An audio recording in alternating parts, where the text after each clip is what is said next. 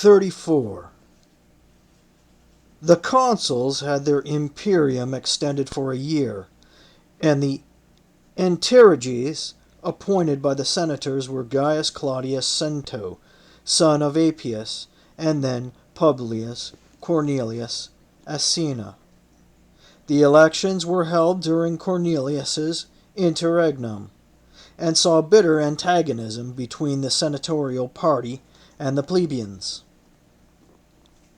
The commons were striving to raise to the consulship Gaius Terentius Varro, a man of their own class, who had integrated himself with the plebeians by his attacks on leading citizens, and by his crowd-pleasing methods. Indeed, thanks to the attack he had mounted on Quintus Fabius' influence, and on his authority as dictator, Varro had gained some distinction through another man's unpopularity. The senatorial party were using every means to block him. They wanted to prevent it becoming common practice for people to rise to their level by scurrilous attacks on them. Quintus Baebius Herennius, a tribune of the plebs, and a kinsman of Gaius Terentius, cast aspirations not only on the senators, but also on the augurs, who were claimed, and stopped the dictator from holding the elections. And by disparaging them, he won support for his own candidate. The nobles had been thirsting for war for many a year, he said. It was by them that Hannibal had been brought to Italy, and by them, too, that the war was being fraudulently prolonged, when it could be finished off. Operations could be successfully conducted by 4 united legions. Herennius continued, as had been demonstrated by Marcus Minucius, successful engagement during Fabius's absence. But now 2 legions had been thrown before the enemy to be slaughtered, and then brought back from the brink of slaughter, just so that the words father and patron could be applied to the man who had prevented the Romans from conquering, before he prevented them from being conquered. After this, the consuls had used Fabian's tactics to draw out the war, when they could have finished it off. This was a pact the nobles had all made amongst themselves, he said, and the Romans would not see an end to the war until they had elected to the consulship a real plebeian, that is, a new man.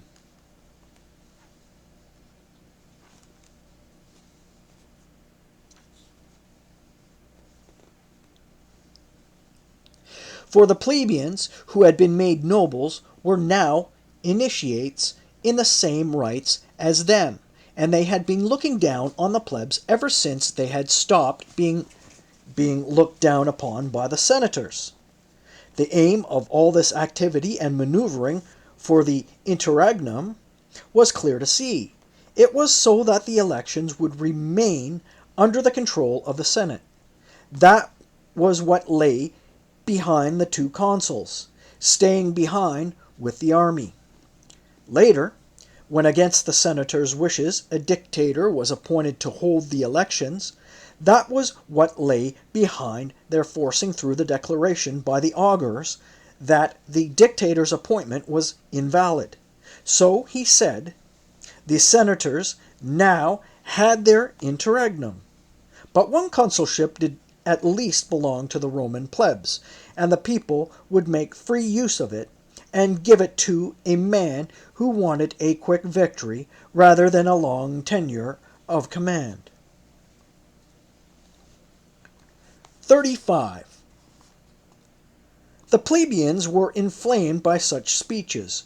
There were 3 patrician candidates, Publius Cornelius Merenda, Lucius Manlius Volso, and Marcus Aemilius Lepidus, and 2 plebeian candidates from already ennobled families, Gaius Atilius, Serenus, and Quintus Aelius Paetus, of whom one was a pontiff, the other an augur, but only one consul. Terentius Varro was elected, and as a result, the elections for the appointment of his colleague lay in his hands. Discovering that those running against Varro had lacked the necessary electoral strength, the nobles now forced Lucius Aemilius Paulus to stand, though for a long time he steadfastly refused to do so. Paulus had served as consul with Marcus Livius, and he had been a bitter enemy of the plebs ever since the condemnation of his former colleague, an affair in which his own reputation almost went up in flames. On the next election day, all those who had been in competition with Varro withdrew, and Paulus joined the consul less as a colleague than as a rival in opposition to him. The Praetorian elections were held next, and Marcus Pomponius Matho and Publius Furius Felus were returned. Felus was allotted the urban judicial administration, and Pomponius jurisdiction between citizens and foreigners. There were 2 additional praetors, Marcus Claudius Marcellus for Sicily, and Lucius Postumius Albinus for Gaul. These magistrates were all elected in absentia, and apart from Terentius, the consul-elect, none of them was given an office that he had not already held. A number of intrepid and active men were passed over because it was felt that, under the circumstances, no one should be assigned an office that was new to him. 36. There was also a substantial increase in military personnel, but such are the discrepancies in the sources regarding numbers and kinds of troops involved that I would not venture to give precise information on the size of the additions to infantry and cavalry forces. Some record a supplementary mobilization of 10,000 men, others of 4 new legions, to make a total of 8 for the campaign. A number of authors claim that the legionary complement was also increased in terms of infantry and cavalry. According to these, 1,000 infantry and 100 cavalry were added to each legion, bringing the strength of each up to 5,000 foot and 300 horse, with the Allies contributing double the number of cavalry and the same number of infantry. There were, they claim, 87,200 men under arms in the Roman camp when the battle was fought at Cannae. On one point there is no disagreement. The effort and vigor devoted to the campaign was greater than in previous years because the dictator had given reason to hope that the enemy could be defeated. Before the new legions marched from the city, however, the decemvirs were instructed to go and consult the sacred books, for there was general unease over some strange prodigies. There had been reports of showers of stones falling on the Aventine in Rome, and also at about the same time at Aricia. It was reported, too, that blood had flowed profusely from statues amongst the Sabines, and also amid the waters at Carrara. And this caused greater alarm because it had occurred quite frequently. In addition, a number of people had been fatally struck by lightning on the vaulted street that used to lead to the Campus Martius. Expiation for the prodigies was conducted as prescribed by the books. Ambassadors from Paestum brought golden bowls to Rome. As in the case of the people of Neapolis, they were formally thanked, but their gold was not accepted. 37. At about this time, a fleet had been sent by Hiero reached Ostia bearing a large cargo of provisions. Ushered into the Senate, Hiero's ambassadors announced that King Hiero had been extremely distressed by the news of the death of the consul Gaius Flaminius and the destruction of his army. He could not have been more distraught at any misfortune that overtook him personally or his realm. So they said, while Hiero well knew that the greatness of the Roman people was almost more remarkable in adversary than in good times, he had nevertheless sent all the means of assistance usually provided in wartime by good and faithful allies. These were earnestly begged the senators not to refuse. First of all, they said, they were bringing a 220-pound golden victory to serve as a good omen, and they asked the senators to accept it, and hold it and keep it in theirs in perpetuity. They had also brought 300,000 measures of wheat and 200,000 of barley, they said, so that the Romans would have no shortage of provisions, and they would ship any further quantities they needed to whatever destination they specified. Hiero was aware that the Roman people made use only of infantry and cavalry that were Roman or of Latin status, they added, but he had also observed foreign light armed auxiliaries in the Roman camp. He had therefore sent them 1,000 archers and slingers, a force well suited for combat, Balearic and Moorish troops, and other peoples who fought with projectiles. To these gifts the ambassadors added a word of advice. The praetor allotted the charge of Sicily should take a fleet across to Africa. The enemy would then be facing hostilities in his own land as well, and thus be granted less leeway for sending assistance to Hannibal. The reply given to the king by the Senate was as follows. Hiero was a good man and an outstanding ally, they said, one who had shown unflagging loyalty ever since he had established a treaty of friendship with the Roman people, and who had, on every occasion and in every place, generously supported the Roman cause. The Roman people were grateful to him, as well they should be. Gold had also been brought to them by other communities, they said, but the Roman people had not accepted it, appreciative though they were of the kind gesture. They did, however, accept Hiero's victory, and the good omen it represented, and they accordingly gave the assign to her, as her residence, the capital, the temple of Jupiter, Optimus Maximus. Sanctified in the citadel of the city of Rome, she would be gracious and propitious, and firm and constant in her support of the Roman people. The slingers and archers, along with the grain, were passed along to the consuls.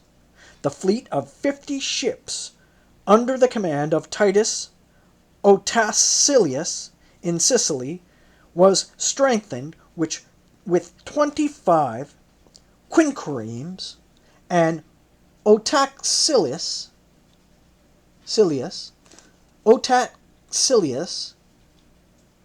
oh my goodness, let's read that again.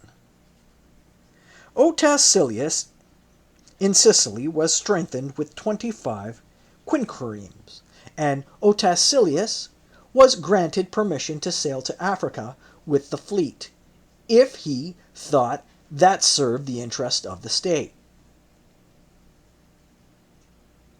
38. The enrollment of forces completed, the consuls waited a few days for the troops from the allies and men of Latin status to arrive. At this time, an unprecedented step was taken. The oath of allegiance was administered to the enlisted men by the military tribunes. Until that day, there had been only the oath the men took to mobilize when the consuls gave the order, and not to disband without their order. When they had mobilized for division into decuries or centuries, the cavalry by decuries and the infantry by centuries would simply swear an informal oath amongst themselves. They would swear not to break ranks for flight, or from fear, indeed, for no reason other than to fetch or retrieve a weapon, to strike an enemy, or to rescue a fellow citizen. This discretionary pact, made amongst the men themselves, was now superseded by an official administering of the oath of allegiance by the tribunes.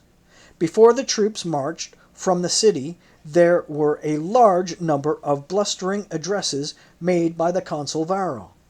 He claimed that the war had been brought on Italy by the nobility, and would remain stuck in the vitals of the state if she had more generals like Fabius.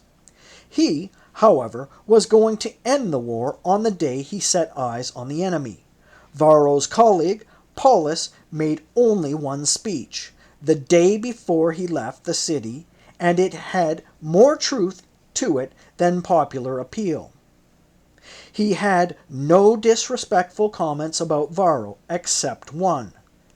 Varro, he said, did not yet know his own army, or that of his enemy, and did not know the lie of the land and the geographical features of the region of his campaign. So, said Paulus, he was amazed that such a leader would know, while still wearing civilian clothes in the city, what his tactics should be when under arms, and that he was even able to predict the day on which he would meet the enemy in pitched battle. As for himself, he continued, he would not formulate plans before the appropriate time, for the situation dictated strategy for men. Men could not impose strategy on the situation. His wish was that a strategy of caution and prudence might prove successful. Recklessness was intrinsically foolish, and apart from that, it had to that point achieved nothing. It was quite clear that Paulus would soon safely over impetuous plans, and to make sure that he struck to it all the more firmly, Quintus Fabius Maximus is said to have addressed him in the following words on his departure. 39. Lucius Aemilius, if you had a colleague like yourself, my own preference, or if you yourself were like your colleague, then what I have to say would be unnecessary. If you were both good consuls, all your actions would be loyally taken for the good of the Republic, no matter what I said. Likewise, if you were both bad men, you would not listen to my words or pay attention to my advice anyway. As matters stand, as I look at your colleagues' qualities and your own, all my words are directed to you alone. I do, nevertheless, see that your being a good man and good citizen will serve no purpose. In fact, our state is crippled, and bad policies have the same force and support as good ones. For you are wrong, Lucius Paulus, if you think you will have any less of a fight with Gaius Terentius than you will with Hannibal. And I wonder if you might not in future have this man as a more dangerous adversary than the redoubtable enemy of ours. With Hannibal you will fight only in the battlefield. With Varro you are going to be fighting in all places and at all times. Against Hannibal with his legions you will have to do battle with your cavalry and infantry. Varro, as commander, is going to attack you with your own soldiers. I should not mention Gaius Flaminius. It might prove a bad omen for you. But I must say that this delusion took effect only when he was consul, and when he was in his province, and with his army. Varro was out of control before he stood for the consulship, and again during his campaign for it, and is so now before even setting eyes on his camp and his enemy. And when a man causes such a stir with blustering talk of battles and warfare amongst civilians, imagine what he will do when surrounded by young soldiers, and in a situation where action follows hard on the heels of talk. But if he engages immediately, as he threatens to do, then either I have no knowledge of military tactics, or of the nature of this war, and of this enemy, or else there is going to be another place more famous for our defeats than Trasimene. This is no time for self-glorification before an audience of one, and also I would rather go too far in shunning glory than in courting it. But the fact is this: the only way of fighting the war against Hannibal is as I have fought it, and it is not merely the result, that notorious teacher of fools, which illustrates this. The same reasoning that obtained in the past will remain unchanged in future, as long as the situation remains the same. We are fighting the war in Italy, in our homeland, and on our own soil. All around us are only fellow citizens and allies, and they are assisting us, and will continue to assist us, with armaments, fighting men, horses, and provisions. Such is the evidence of their loyalty that they have already given us in our times of trouble, and every passing day gives us greater expertise, judgment, and perseverance. Hannibal, by contrast, is in a strange and hostile land, facing opposition and peril on every side, and far from his home and country. He has no peace on land or sea, and no cities, no protective walls to shelter him. He sees nothing anywhere that is his. He lives on what he pillages day by day, and has barely a third of the army he took across the Ebro. More have died from starvation than in battle, and for the few that remain, food is in short supply. Can you have any doubt, then, that it is by non-aggression that we will overcome this man, who grows weaker by the day, and has no provisions, no reinforcements, and no money? How long has he been sitting before the walls of that feeble Apulian town of Geronium, as though he were defending the walls of Carthage? I shall not brag about my own performance, not even before you. Just see how the last consuls, Servilius and Attilius, toyed with him. This is the one road to safety, Lucius Paulus, and it will be your fellow citizens, not your enemy, who will make it difficult and treacherous for you. For your own soldiers will want the same thing as the enemy's soldiers, and the Roman consul Varro will hanker after the same thing as the Carthaginian Hannibal. All on your own you must resist two generals, but resist them you will if you remain sufficiently unmoved before people's gossip and tittle-tattle, and if you are not influenced by the hollow reputation of your colleague, and by your own ill-deserved notoriety. The truth is all too often in difficulty, but is never extinguished. The saying goes, and the man who despises glory will have true glory. Let people call you cowardly rather than cautious, lethargic rather than judicious, spineless rather than a shrewd tactician. I prefer to have a discerning enemy fearing you than foolish compatriots praising you. Hannibal will despise the risk-taker, but he will fear the man who makes no foolhardy move. I am not encouraging you to take no action, but to let reason, not chance, direct that action. Always control yourself and all your actions. Be under arms and on the alert. Do not let slip your own opportunity and do not give the enemy his. Everything is clear and in focus. For the man who is not in a rush, haste is improvident and blind. 40. The consul's response to this was not very promising. While admitting that what Fabius said was true, he added that it was not easy to put into effect. The dictator had been unable to cope with his master of horse, so what power or authority would a consul have over an unruly and reckless colleague? He had in his previous consulship come away badly burned from the fiery wrath of the people, he said, and while he wanted everything to turn out successfully, he would rather face the spears of the enemy than the votes of the angry citizens. They say that Paulus left under their conversation, with the leading senators at his side.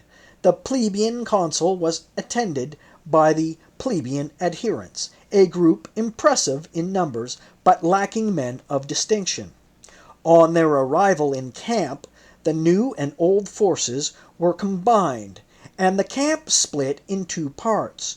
The newer and smaller of the two was closer to Hannibal, but the old one contained the greater part of the troops, and all the best and strongest of them.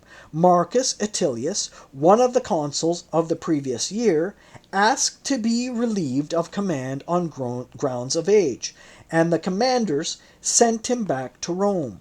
The other ex-consul, Geminus Servilius, they put in command of a Roman legion, and 2,000 allied infantry and cavalry in the smaller camp. Hannibal noted that 50% increase in the enemy's troops, but even so he was remarkably cheered by the arrival of the consuls. Nothing remained of the supplies acquired by his daily pillaging, and there was no place left for him to plunder. Throughout the area, the grain had been transported into the fortified towns by all the locals when the countryside became unsafe. As a result, so it was ascertained later, Hannibal was left with barely enough grain for another 10 days, and because of the shortage of food, his Spaniards were preparing to desert. The Romans, however, did not wait long enough for them to do so. In fact, 41. In fact, fortune also provided fuel for the consul's recklessness and impatient character.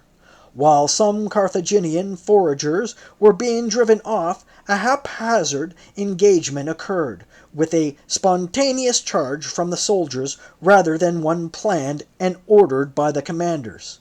In this, the Carthaginians in no way measured up to their enemy. Some 1,700 of them were killed, with no more than 100 Roman and allied casualties. The consul Paulus, however, feared an ambush and halted a disorderly pursuit by the victors. The consuls were alternating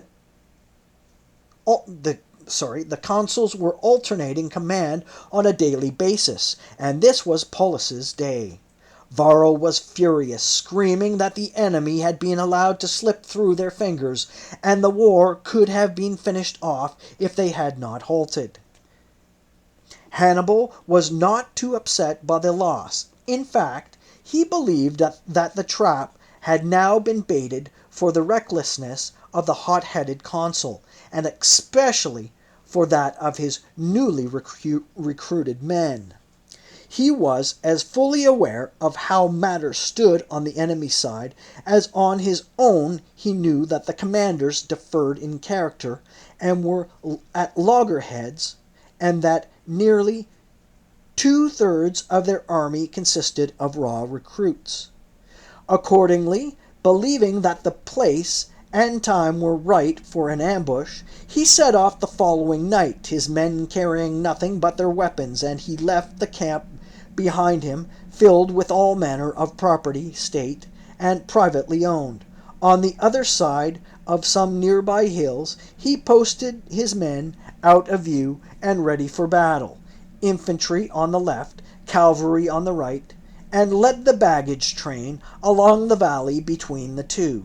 His aim was to take the enemy by surprise while they were completely preoccupied with ransacking a camp, which they would assume had been abandoned when its occupants fled.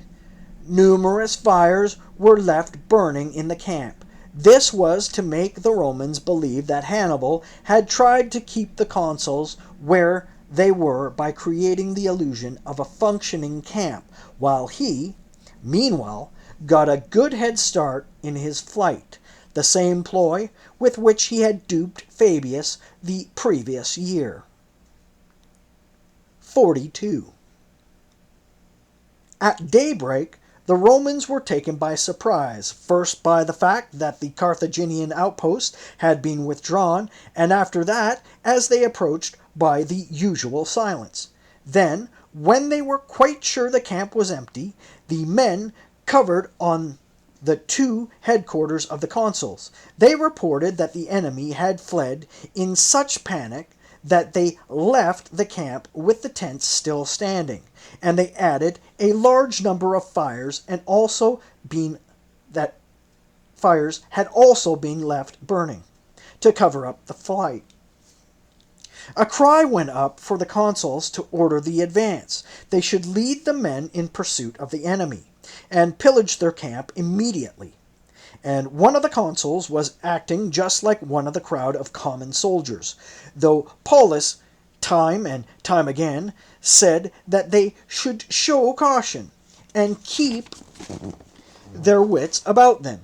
In the end, however, having no other means to check the mutiny, or the leader of the mutiny, he sent the prefect Statilius to reconnoitre with a squadron of Lucanian cavalry. Statilius rode up to the camp gates. Telling the rest of his men to remain outside the fortifications, he passed beyond the palisade with 2 cavalrymen, and after carefully examining the whole camp, he reported that it had to be a trap. The fires that had been left aflight were on the side of the camp facing the Romans. The tents were open, and their precious objects left exposed to view, he said, and in places he had seen silver carelessly strewn about, as if inviting plunder. The report, which was intended to discourage the men's rapacity, only served to excite them, and, when the cry went up from them that unless the signal were given, they would go without their leaders, a leader was not lacking, for Varro immediately gave the signal to advance. Paulus was holding back in any case, but in addition, the chickens refused their approval. When the auspices were taken, and so he ordered the news to be taken to his colleague, who was already marching the troops through the gate, Varro was angry, but Flaminius' recent disaster and the consul Claudius' famous calamity at sea in the First Punic War filled him with superstitious fears. In fact, it was almost as if that day the gods took it upon themselves to defer, but not prevent, the disaster that was awaiting the Romans. For it so happened that 2 slaves, one belonging to a knight from Formiae, and the other to a knight from Sidicinum, appeared just when the men were refusing to obey the consul's order to return to camp. These men had been amongst a group of foragers intercepted by the Numidians during the consulship of Servilius and Attilius, and on that day they escaped to rejoin their masters. Brought before the consuls, they reported that Hannibal's entire army was lying in ambush on the other side of the nearby hills. The timely arrival of these men re-established the authority of the consuls, but not before one of them, by courting popularity with a misguided permissiveness, had compromise the dignity of his office. 43. Hannibal saw that while the Romans had acted imprudently, they had not been completely carried away, and so, his ambush discovered, he returned disappointed to camp. He could not remain there for many days because his grain was running out, and now fresh plans were every day being mulled over, not just by the common soldiers, who were a motley rabble drawn from every race, but even by the Carthaginian general himself. Amongst the soldiers there had initially been some muttering, and then open protest.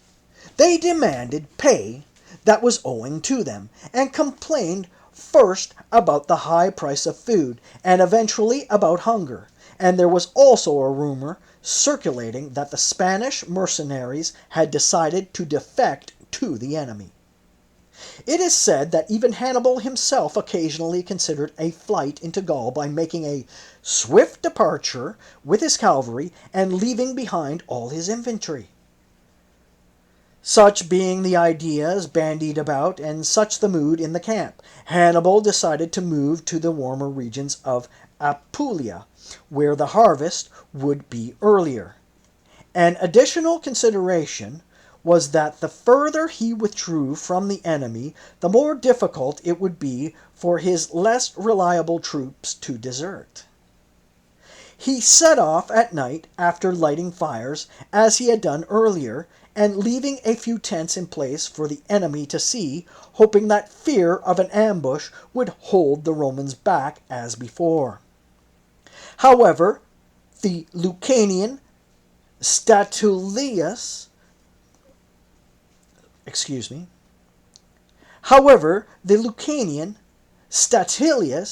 was sent out on reconnaissance again, and after a sweep of all the land beyond the camp and beyond the mountains, he reported that the enemy column had been sighted in the distance. This prompted discussion of whether they should pursue it. Each consul stuck to the view he had persistently advocated in the past, but Varro had the support of almost everybody, and Paulus of no one apart from the previous year's consul, Servilius. Thus, accepting the majority vote, and with destiny thrusting them on, they set off to make Cannae famous as the site of a Roman disaster. Near the village Hannibal had pitched camp, facing away from Volturnus wind, which blows clouds of dust over the dry, torrid plains, while very convenient for the actual encampment. This was to prove especially advantageous when the Carthaginians deployed their battle line. They would be facing away from the wind, which would be only at their backs, and they would be fighting an enemy half blinded by clouds of dust. 44. After thoroughly reconnoitering the pathways, the consuls proceeded to follow the Carthaginians, coming into the area of Cannae, and now having them in sight, they fortified two camps roughly the same distance as at Geronium, divided up the troops in the same manner as before. The river Aufidus flowed close to both encampments, affording their water carriers more or less convenient access to it, though not without a fight. However, it was from the smaller camp on the far side of the Aufidus that the Romans could more easily provision themselves with water because of the lack of any enemy presence on the far bank. Hannibal had come to hope that the consuls would give him the chance to do battle, the area being naturally suited for a cavalry engagement, the branch of his forces in which he was unbeatable. He therefore deployed his battle line and provoked his enemy with sudden charges from his Numidian troops. At this, there was upheaval once more in the Roman camps, with the men in an insubordinate mood and the consuls in disagreement. Paulus taunted Varro with the recklessness of Sempronius and Flaminius, and Varro taunted his colleague by citing Fabius as merely a convenient model for leaders who were cowardly and indolent. Varro also called on gods and men to witness that no blame lay with him for Hannibal's occupation of Italy, virtually through right of possession. His hands remained tied thanks to his colleague, he said, and soldiers who were angry and eager to fight were having their swords and weapons taken out of their hands. Paulus replied that if the legions were betrayed and sacrificed to a hasty and ill-advised engagement, he, for his part, would be free of all blame for any misfortune befalling them, but he too would have to share the consequences with his colleague. So he said that Varro should see to it that those men with glib and impetuous tongues demonstrated as much strength of arm in battle.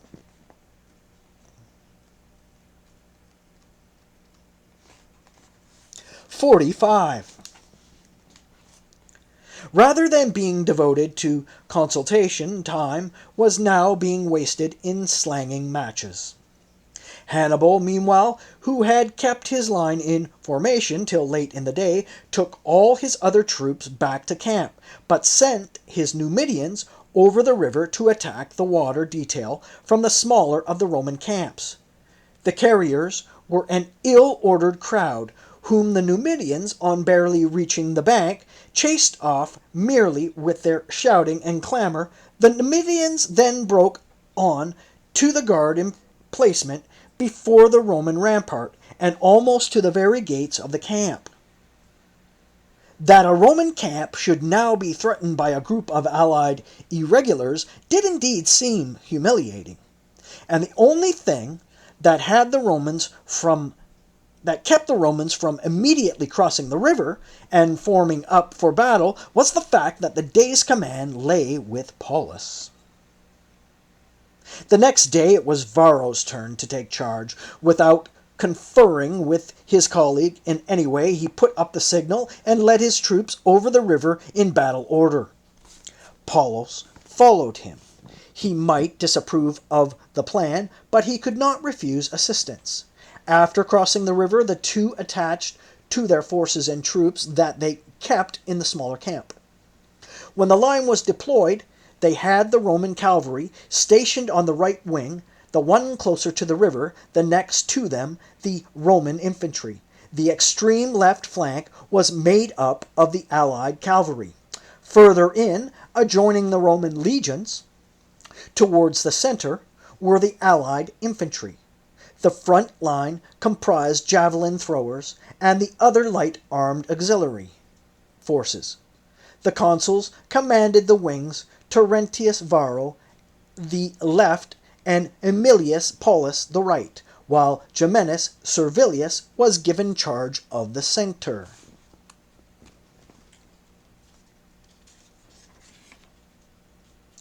"46.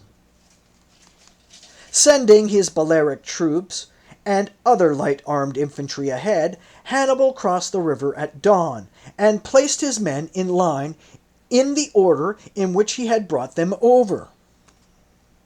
The Gallic and Spanish cavalry he sent on the left wing near the river bank and facing the Roman cavalry. The right wing was assigned to the Numidian cavalry, and the center was composed of infantry arranged in such a way that there were Africans on both sides, with Gauls and Spaniards between them. One might have taken the Africans to be a Roman battle line, for they were armed with captured weapons, some taken at the Trebia, but most of them at Tresemme.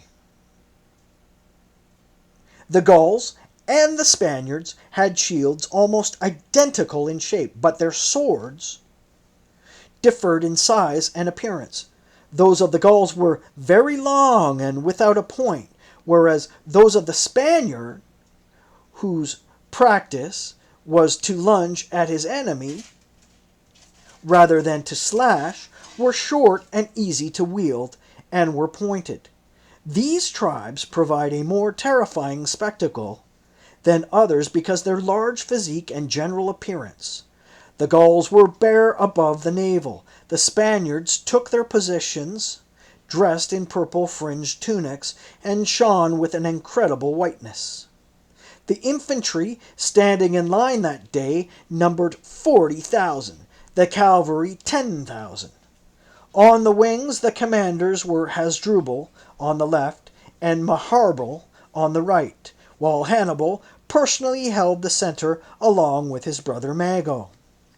Whether they owned their positions to calculation or pure chance, both sides were fortunate enough to have the sun at an angle, the Romans facing south and the Carthaginians north. The wind, locally known as the Volturnus, now rose in the direction of the Romans, rolling large clouds of dust right into their faces and obstructing their vision. 47. When the battle cry was raised, the auxiliary forces charged forward, and the fighting began with the light infantry of the two sides. Then the Carthaginian left wing, composed of Gallic and Spanish cavalry, clashed with the Roman right, but it was a very atypical cavalry engagement, because there was no room left for an encircling maneuver. They were hemmed in by the river on one side, and by the lines of infantry on the other. They were forced to charge head-on. Both sides drove straight ahead, but as horses came to a standstill, and were then crowded together in a mass, rider grappled with rider, each trying to drag the other from his mount. It had now, for the most part, turned into an infantry engagement, but the fighting was more ferocious than it was long-lived. The Roman cavalry was driven back and took to flight. As the cavalry engagement was coming to an end, the infantry battle got underway. This was at first fought with equal strength and equal confidence by the two sides, as long as the Gallic and Spanish ranks remained unbroken. But these were standing ahead of the rest of the line, in a wedge formation that was too thin, and so lacking in strength, and while the Roman front equaled theirs in length, that line was densely ordered. Thus, after persistent and frequent efforts, the Romans eventually pushed their adversary back. Then the enemy repelled, and retreating in confusion, the Romans charged ahead, and in one surge drove through the terror-stricken column of fleeing men and into the Carthaginian center. Meeting no resistance, they finally reached the African reserves, who had taken up a position on the two wings. The wings had been drawn back from the main body on both sides, while the center, formed of Gauls and Spaniards, had protruded some way ahead of them. This convex formation had now been driven back, first of all straightening out of the Carthaginian front, and then, as the Carthaginian retreat continued, even forming a depression in the center. The Africans had now completed the crescent formation at both ends, and as the Romans charged recklessly into the center, they outflanked them and soon extended the crescent to enclose them in their rear as well. At this point, the Romans found the one battle they had now finished was to no purpose, and leaving the Gauls and Spaniards whom they had been cutting down as they retreated, they entered into a fresh combat with the Africans. But the fight was one-sided, not simply because they were penned in by an enemy that completely surrounded them, but also because they were exhausted and were beginning a struggle with troops that were fresh and full of energy. Figures. 48. By this time, battle had also been joined on the Roman left, where the allied cavalry faced the Numidians. The fighting was sluggish at first, and commenced with a Carthaginian trick. Some 500 Numidians kept swords hidden under their corselets, in addition to their regular weapons and javelins. Pretending to desert, they rode over from their side, keeping their shields behind their backs. Swiftly dismounting and throwing down their shields and spears at the feet of the enemy, they were welcomed into the center of the Roman ranks, taken to the rear of the lines and told to wait at the back while the engagement got underway. At all points they remained there quietly. But after everyone's thoughts and eyes had become fixed on the battle, they seized shields that lay scattered there and there amongst the piles of corpses, and attacked the Roman lines from behind, hacking at the soldiers' backs and cutting their hamstrings. They caused enormous loss of life and considerably more panic and confusion. In one spot, men would be running off in terror, in another fighting and obstinately, when little hope now remained. Then Hasdrubal, commander in that quarter, withdrew the Numidians from the center of the line, since they were showing little spirit in fighting their opponents, and sent them in pursuit of the scattered fugitives. He now brought in the Spaniards and the Gauls to support the Africans, who by this time were well nigh exhausted, more from massacring their enemy than fighting them.